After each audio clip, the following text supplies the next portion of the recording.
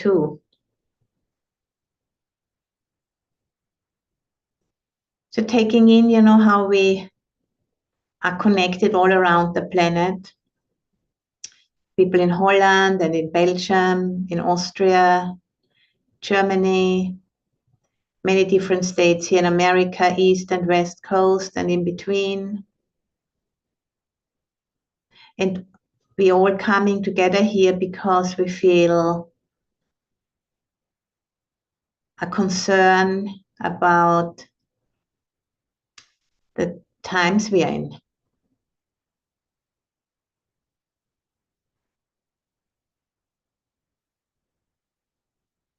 We're all noticing that there is a big shift building up, and we are already in the midst of it, actually.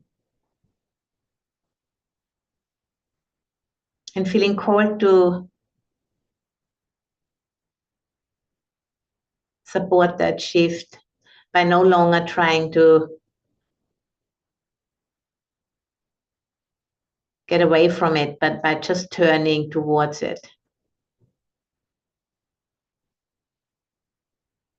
And these sessions here on Wednesday, they are designed, to support the capacity for going with the shift and expanding our perception so we can see new ways of responding and new ways of showing up in the world. And it first starts, quietly, silently inside, and then through integrating what we come to understand, it also will translate into our actions, into our speech.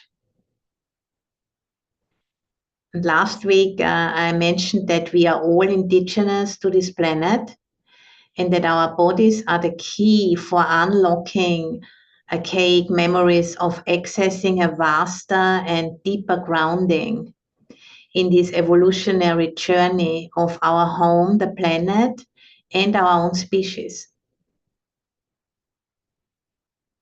And this morning I looked up the definition for the word threshold in the online dictionary, and it says this: the magnitude or intensity that must be exceeded for a certain reaction, phenomenon, result, or condition to occur or be manifested. The magnitude or intensity that must be exceeded for a certain reaction, phenomenon, result, or condition to occur or be manifested. And I think, we are in the midst of this increasing intensity, which will lead to a shift in the way, we are conducting our lives here on the planet. And, and some of us are already, inside of that shift. And it will take a longer time, until it really enters the mainstream. And it's not going to be like a clean and easy shift, but it's an ongoing shift, which is more like, a succession of waves. As we are becoming aware of the repercussions of our dying cultural narratives and the ways we have been swallowed up by conceptual, dualistic thinking and languaging, and how that, has been removing us further and further from life, really, life on this planet. And, language and thinking, of course, those are intertwined strategies to deal with complexity, but from time to time, they have to undergo an update.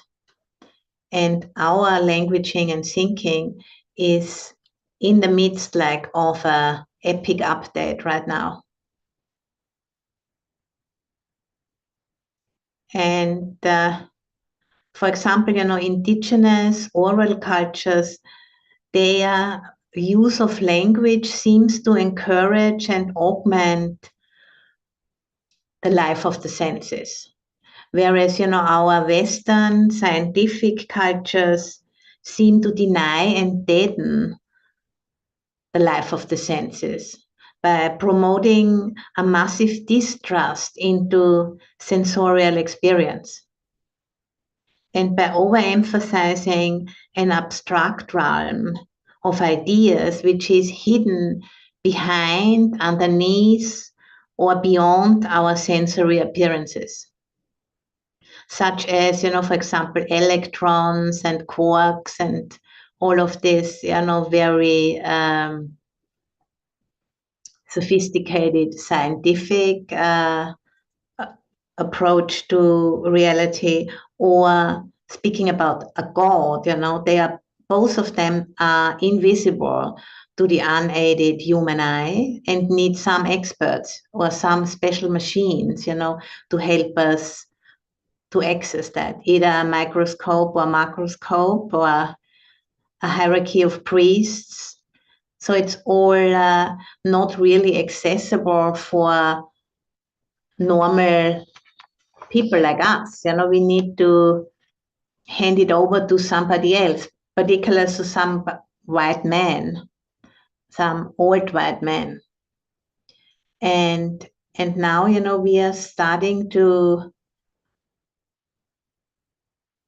investigate this approach, and it becomes clearer and clearer. No, it's not like this. It's absolutely not like this. And we also start to understand that because we have been believing in these cultural narratives, what we have been able to see, what we have been able to hear, what we have been able to experience has been very much influenced by the worldview from which we have been looking at our experience. And in particular, the worldview of city people, like most of us here on this call, probably live in the city or in some kind of town and spending a lot of time behind screens. So, our sensorial apparatus is influenced by that, of course. And then what we can see is just what is allowed to be seen inside of the narrative. And everything else is just not accessible.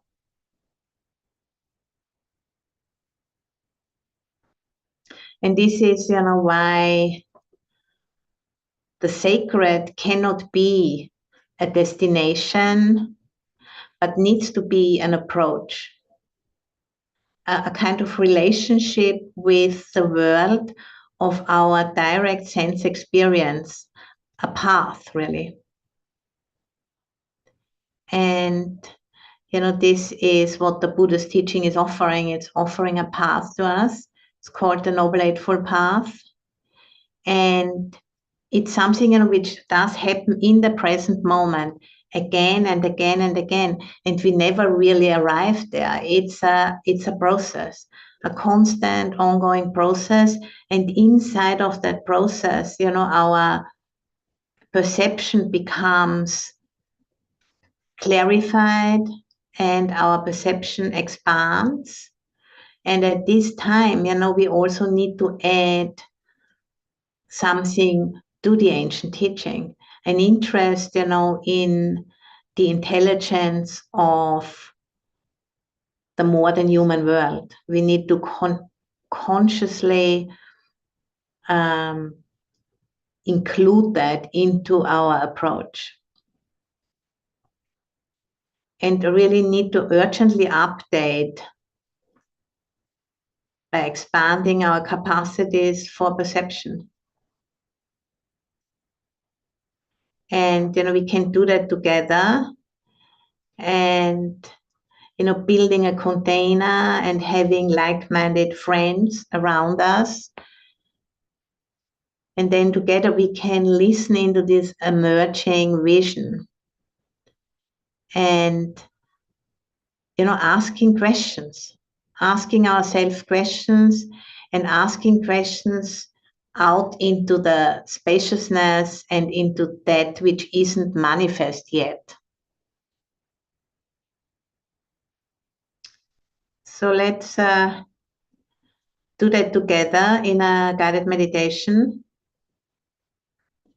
And just like starting by finding a posture we can sustain for about 45 minutes.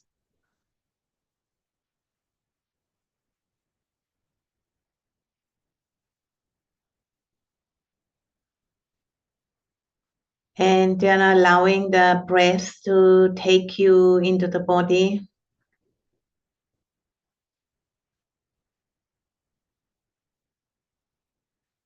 Sensing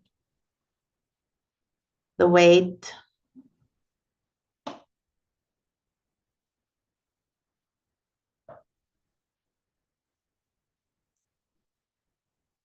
And whatever you are bringing here today.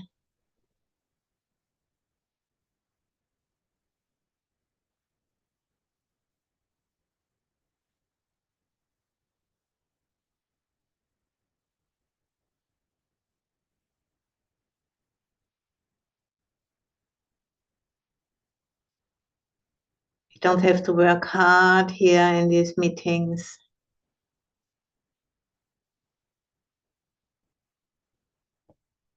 It's more like a putting down of the burden and landing more fully in our own bodies, in our own lives, on the planet.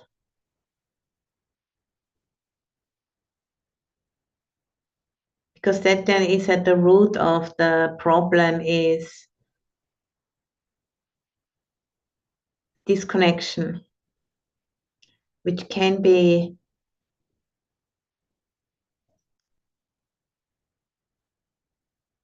investigated and adjusted.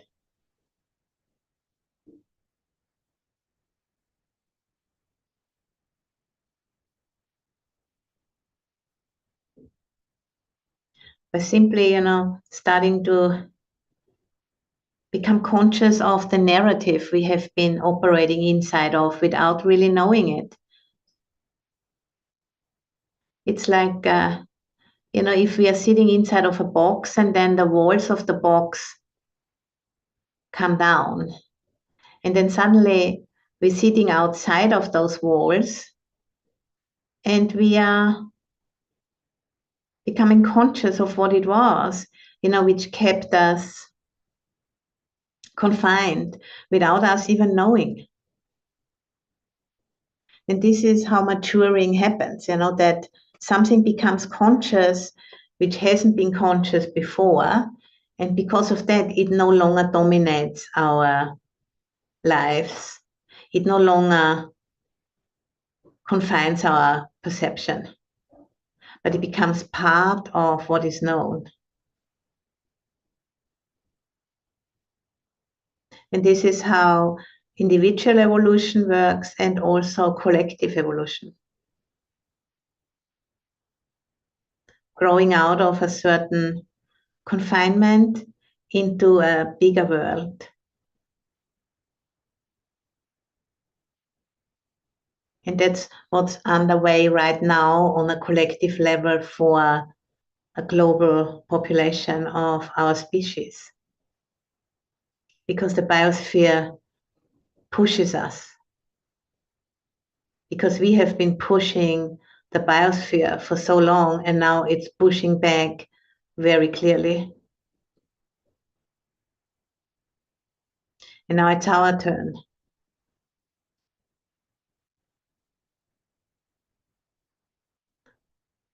to do the work.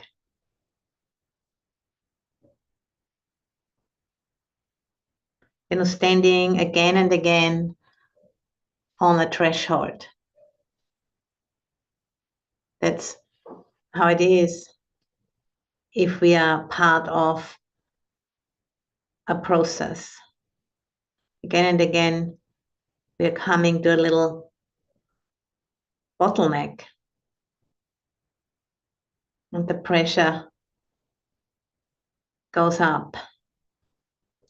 And at the same time, the pressure, creates the energy needed for the update. Even it doesn't feel good. It feels actually scary.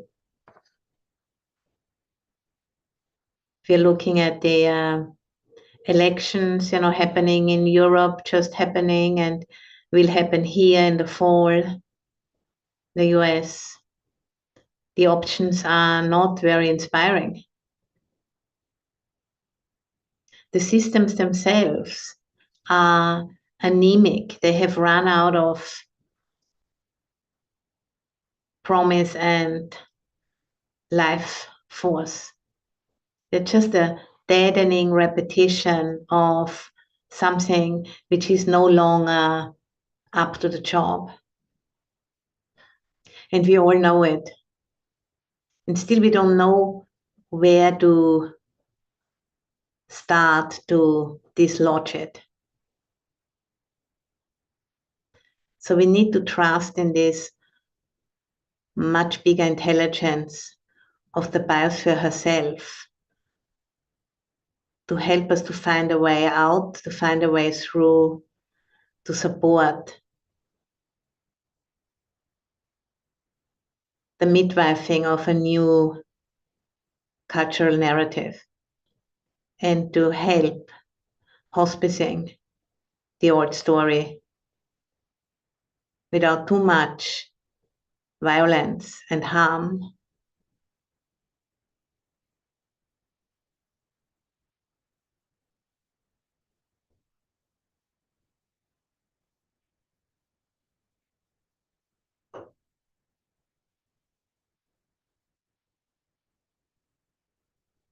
So with the out breath, gently sending down some roots into the soil, to all of our ancestors, which make up this vast body of the earth, mineral, plant, animal, human ancestors, all arisen from stardust, which started to clump together into this sphere almost 5 billion years ago.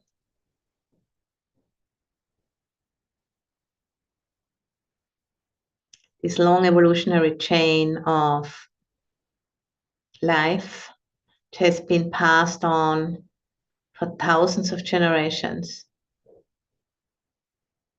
starting very simple life forms and then, coming out of the water about 600 million years ago,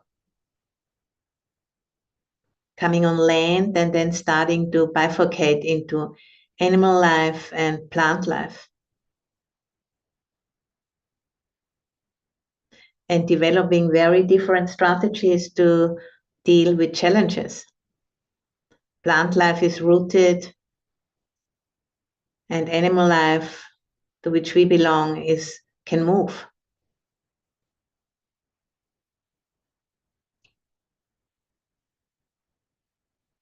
And we belong to those who have dealt with hardship by moving.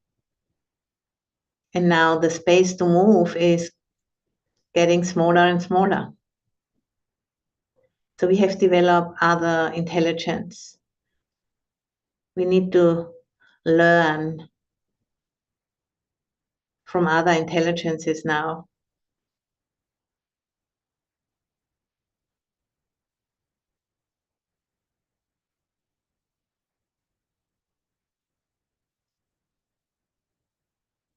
So with the out breath, sending down some roots like a tree.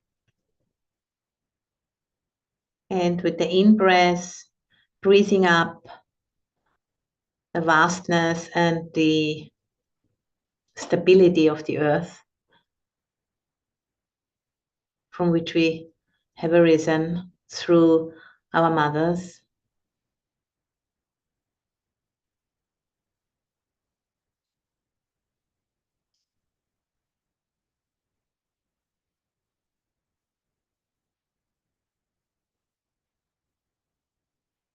And then reflecting on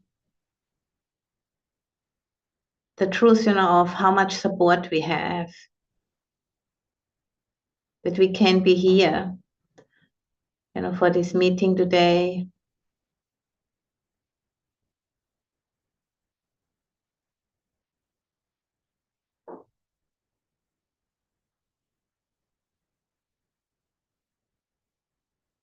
And, remembering how often we tell ourselves, I don't have any support, I'm a victim, all of these stories. And seeing, if the mind is quite still, we can access the support which is already always here. We are part of this long lineage of ancestors have handed over these bodies, this life to us. And for some reason, we find ourselves on this threshold where one narrative is dying and another one is being born. It's a very exciting time, but also a very scary time. And we can see, in the way people are voting these days, that there's a great shift towards conservatism and wanting to have somebody else, to take care.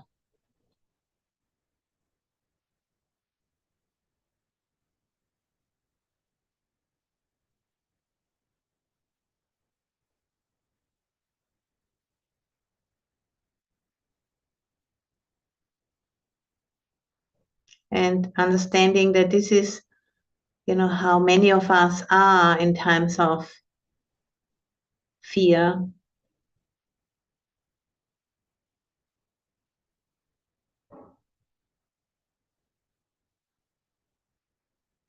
And doing our best, not to believe in these stories, because we do have support. And there is something underway which we can respond to as immune system of the planet, which we can join in by expanding our capacity for perception and by listening to this self-regulating intelligence of the biosphere.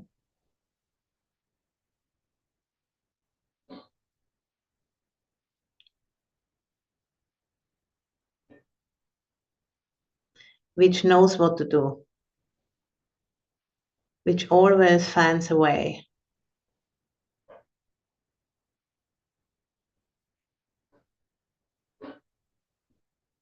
And we can connect with that through the vibrancy of the aliveness in our bodies, the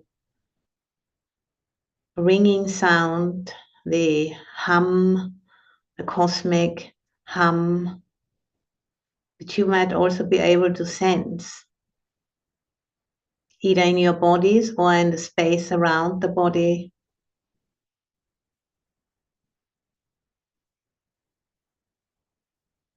The sound of silence, it's sometimes also called,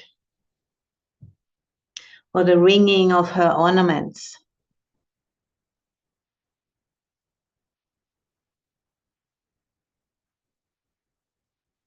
It's an aliveness,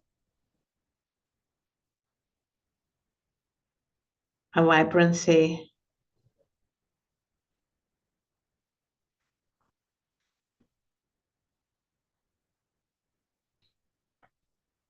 Like a river flowing through many, many generations, animating many, many lifetimes, always finding a way, unstoppable. And this is that kind of intelligence we can learn to embody.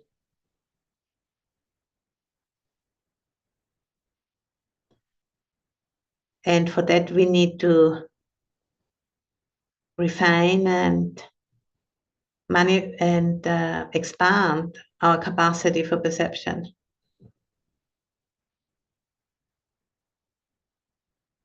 By not believing in all of the lies, the fearful mind tells us.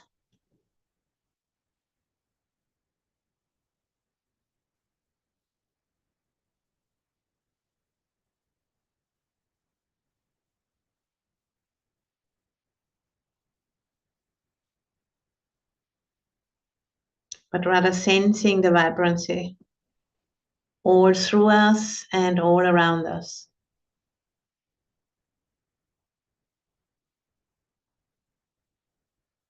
Listening into that space, which doesn't end at the walls of the room.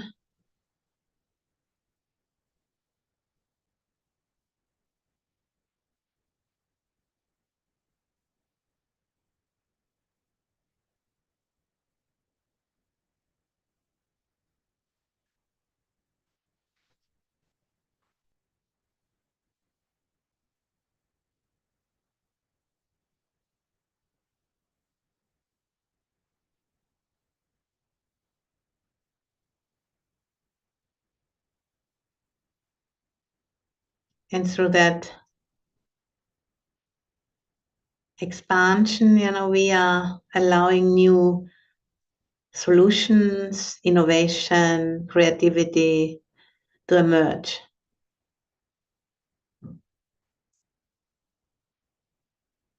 And then according to our own special skills and gifts, some of those we will embody in our lives.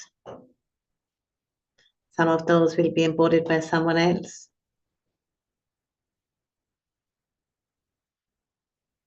But this kind of update or download, or whatever we want to call it, is available to all of us who have the capacity to listen, who are not completely lost in the past, in the stories of victimhood and not enough and not having support.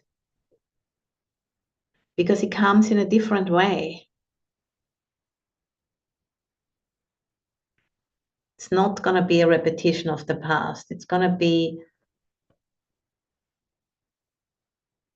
innovation.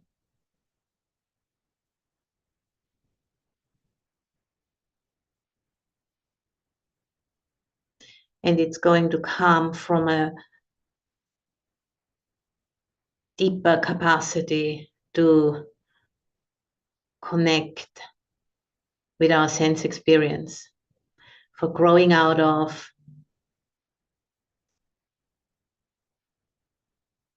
the old cultural narrative of not trusting our direct sense experience, because it's not like an experience like a microscope or a macroscope. It's just a normal human eye, and therefore it's not worth anything.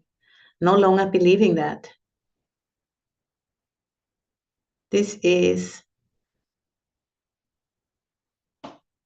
good enough. Otherwise, we wouldn't have been coming out in this way.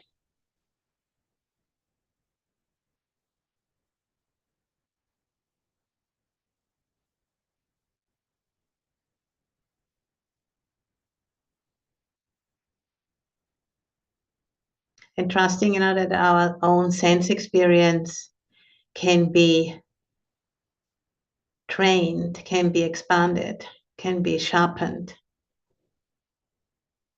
by simply using it consciously and looking at the whole thing in a different way. Not as a sense of not enough, but in the sense of this is exactly what's needed now. I don't need a microscope to know that we need to stop producing plastic as a culture. That on this planet currently, the amount of weight of plastic is 2 times the weight of all of the animals on this planet. We have 2 times as much tons of plastic. This is simply crazy. We don't need any special machines to understand that this cannot work. We need to stop. We don't need to know anything else other than the fact that is completely out of balance. And recently I've heard that there are caves, for example, which are not open for public entrance since many, many years, and still in those caves, microplastics are found. They come in through the water. Or, for example, on Mount Fuji in Japan, this very pristine, wonderful mountain. Microplastics are found there on the top as well because it's raining down microplastics because it's in the water cycle.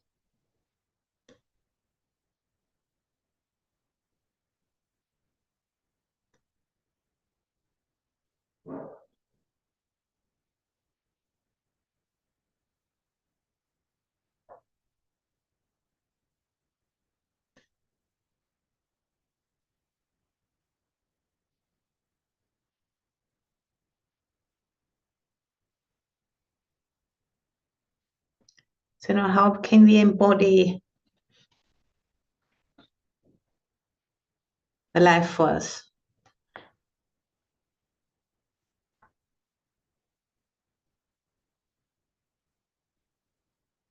In our small ways.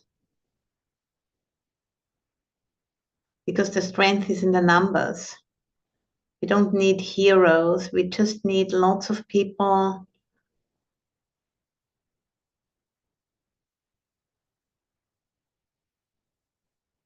who want to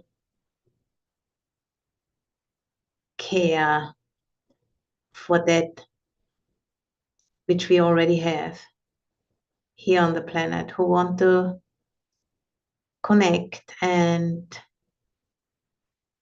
express their love for the planet.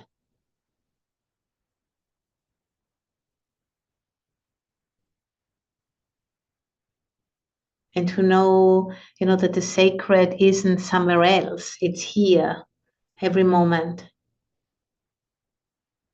And it's an approach rather than a destination.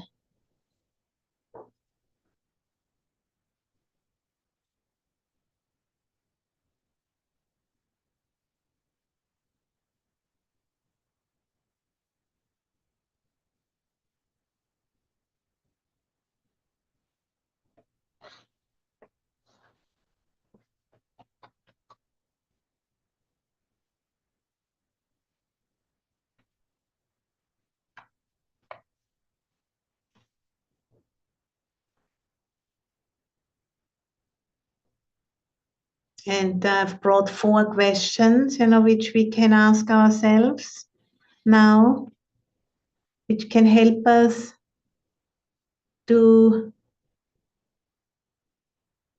become more clear about what we already have at our disposal in our lives.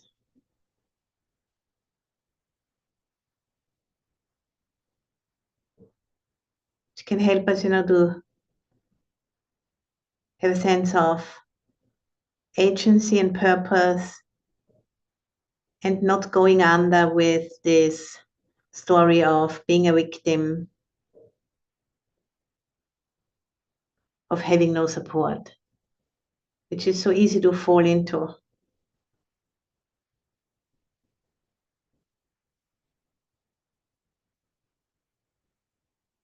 when we are triggered.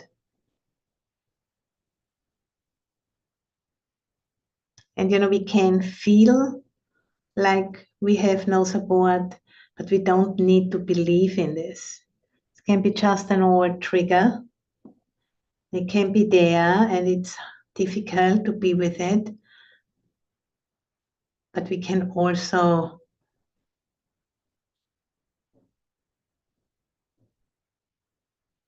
be conscious of it without completely buying into it.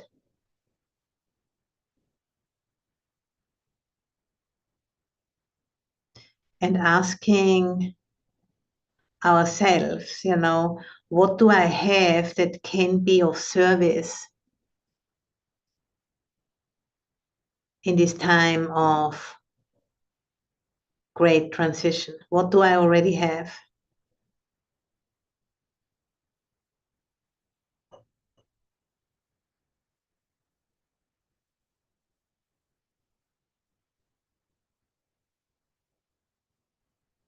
And see what comes up for you, what emerges for you as you're dropping in that question into the silence.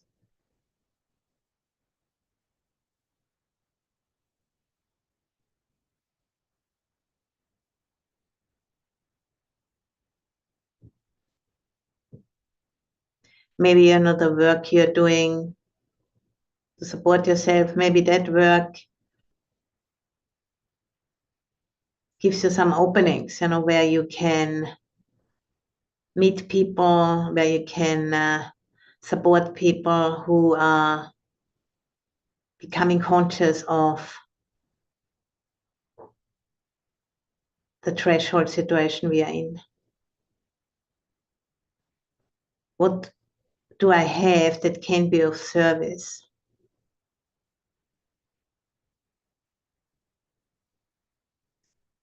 Maybe you can help, to give the gift of fearlessness.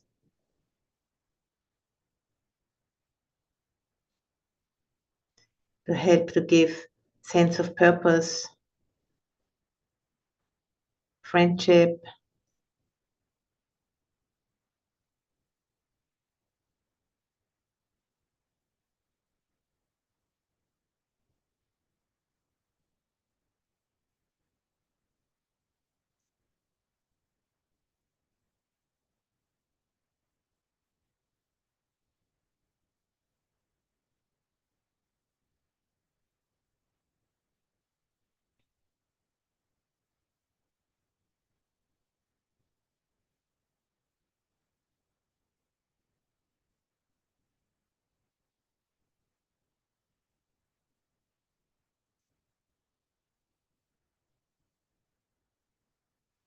And then the next question is, what no longer serves me to live on this threshold that I'm willing to let go of? What no longer serves me that I'm willing to let go of? To have a little bit more space in my life, to have a little bit of more time in my life, or maybe resources. And see what comes up for you.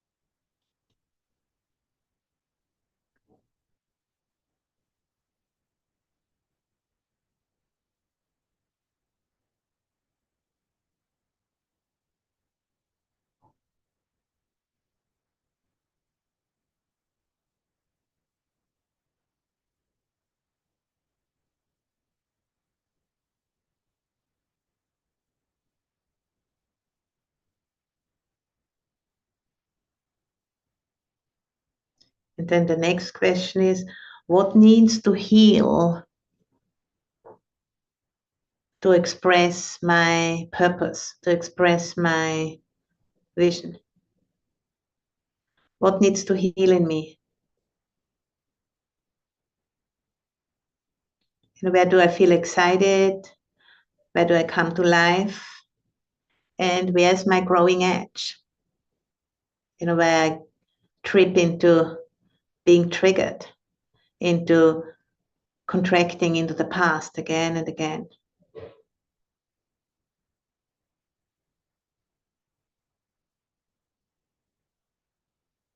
Obstacles are the way. They are not in the way. That's how the way expresses itself.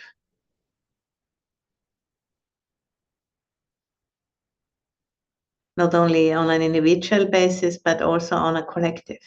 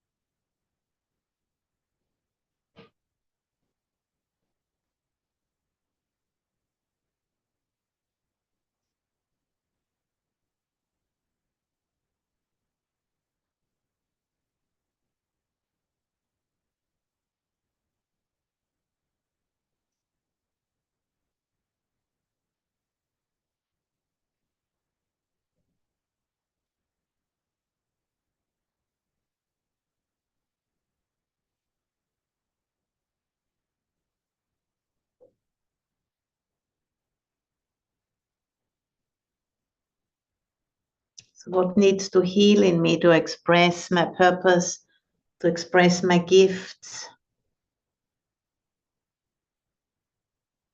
What's my growing edge?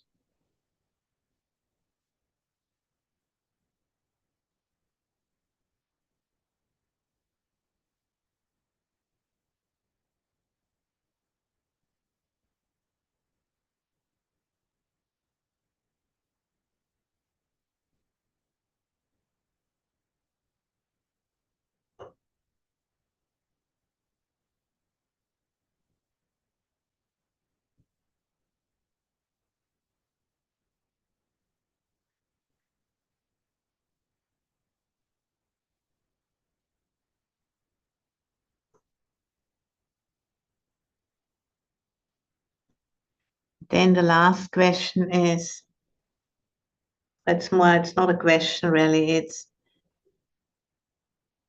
a practice to embrace the feeling of willingness to walk in this direction. Where there's a willingness, there's a way. It's not willful, but a willingness. Then possibilities show up as perception expands.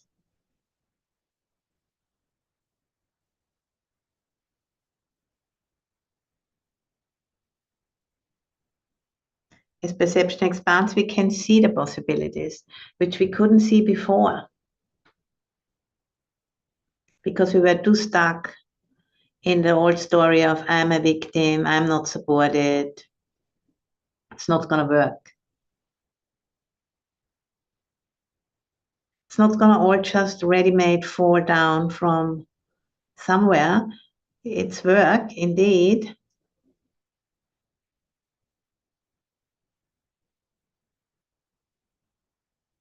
But you're not alone, because we are making ourselves available to this self-regenerative intelligence to express itself through us, to become rootlets of that life force. It's like a big network of roots, indestructible. And we are just a little rootlet of this vast, vast swarm intelligence,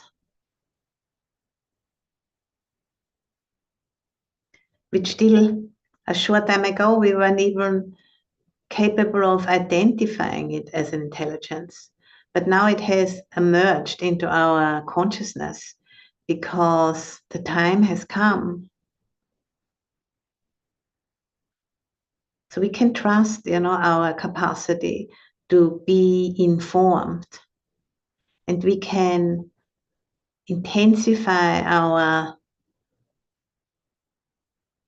availability through training ourselves, in particular, expanding capacity for perception.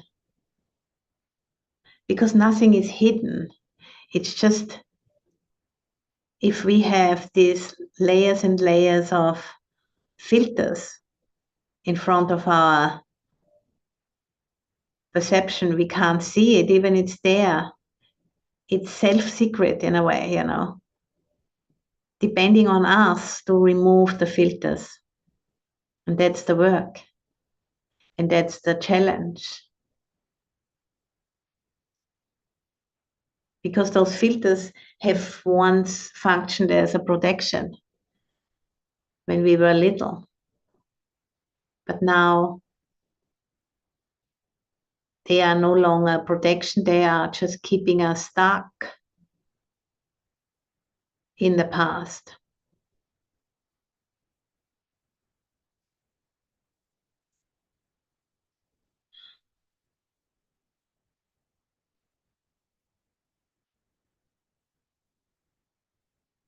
So connecting with that willingness, the urge to evolve,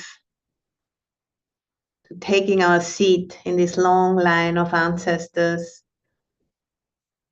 making space for future generations to have somewhere to land.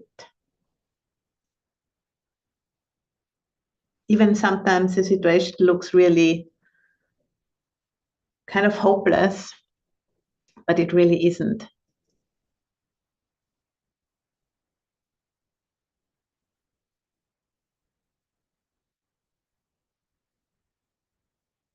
It's just a reaction of the conditioned mind.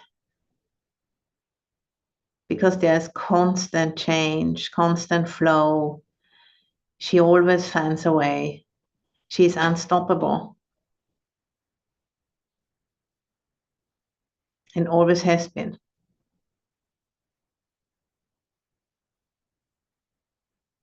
And we don't have to do it alone. We are just expressions of that life force.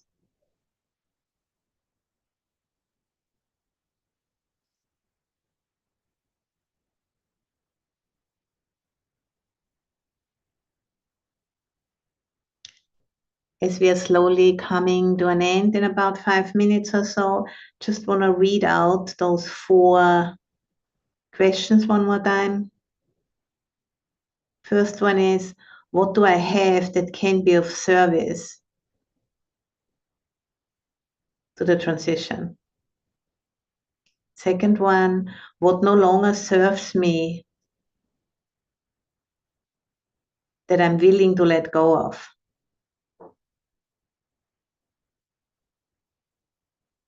What needs to heal in me to express my purpose? What's my cutting edge? Or my growing edge, rather.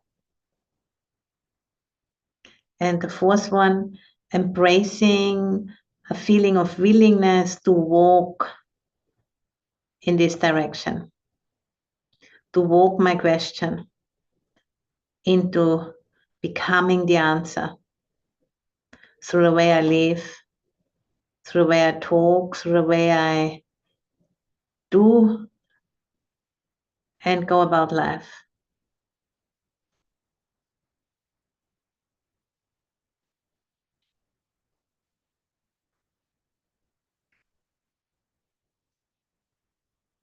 All, by making more and more space for the self-organizing, regenerative intelligence of the biosphere to express itself through us.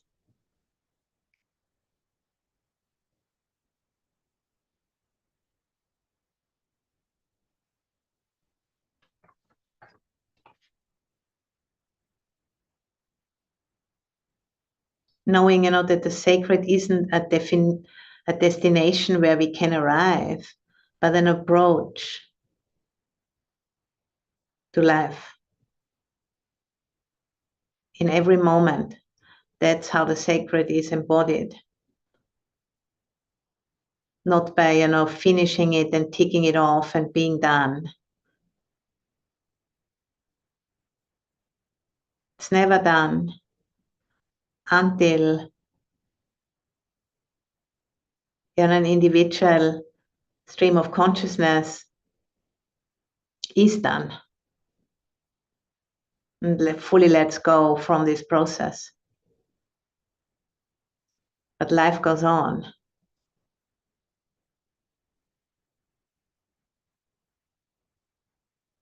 But there's no more attachment to it. And that's the end of that individual stream of consciousness.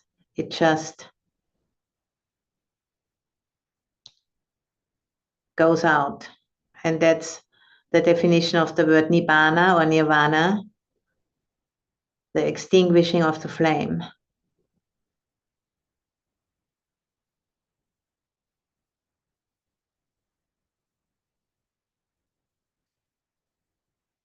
This is an option we all have, but as long as we are not free from all attachment, we need to engage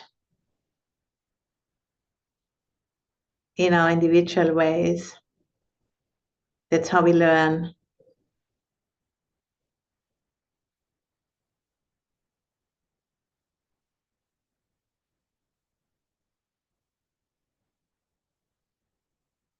The sacred isn't a place, the sacred is action, an approach, a relationship.